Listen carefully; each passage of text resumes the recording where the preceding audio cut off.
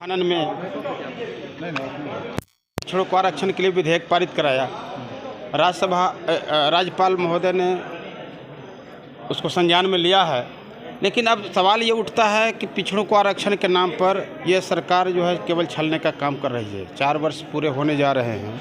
4 वर्ष में सरकार पिछड़ों का आरक्षण देने के प्रति अगर गंभीर होती तो आपको मालूम है इसी झारखंड में बगैर पिछड़ों का आरक्षण का पंचायत चुनाव करा दिया गया।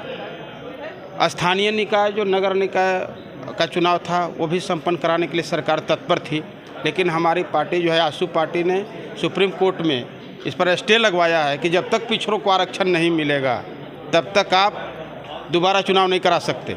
तो सरकार मजबूर होकर के उस चुनाव के जो है टालने का कोशिश की, लेकिन सरकार का अगर सही मायने में मनसा साफ होता तो पिछड़ों को आरक्षण के लिए सरकार जो है ज़रूर वर्कआउट करती।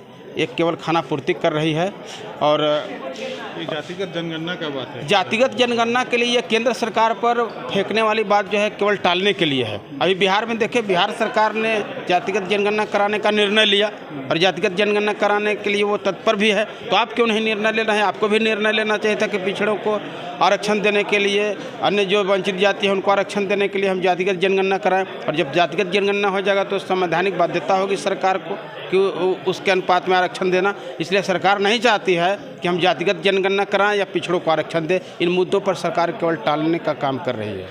बढ़ाने के लिए एक विधेयक लाया था और विधानसभा में उस विधेयक को पास करा करके भी हमने प्रक्रिया को आगे बढ़ाया है। अभी प्रक्रियाधीन है।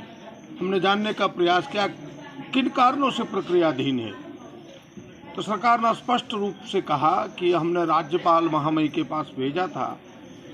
जिस प्रक्रिया के तहत विधानसभा को वापस आना चाहिए था उस प्रक्रिया के तहत नहीं आया है, थोड़ी त्रुटि रही है।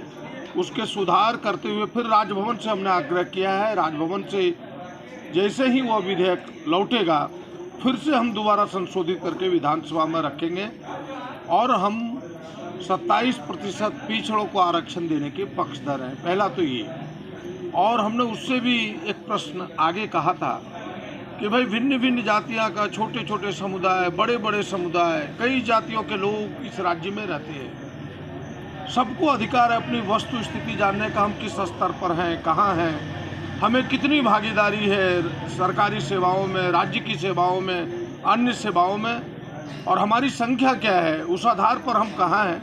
क्या राज्य सरकार जाति जनगणना कराना चाहेगी? तो राज्य सरकार ने लिखित रूप में यह उत्तर दिया कि हम पहले प्रस्ताव केंद्र सरकार को भेजेंगे जाति जनगणना के लिए और सरकार इसमें अपनी सहमति व्यक्त करेगी। हमने कहा कि अगर केंद्र सरकार ने असहमति व्यक्त की तो फिर राज्य सरकार क्या करेगी? उन्होंने कहा कि केंद्र सरकार ने यदि असहमति व्यक्त की तो बिहार में सर्वे चल रहा है, हमारा भी सकारात्मक रुख रहेगा, हम भी इस दिशा में आगे बढ़ेंगे और जाति जनगणना को कराने का हम प्रयास करेंगे। बस आज का सरकार का जो उत्तर था, हमें लगता है इस राज्य के लिए बेहतर उत्तर था, राज्य का हितकारी उत्तर था। धन्यवाद।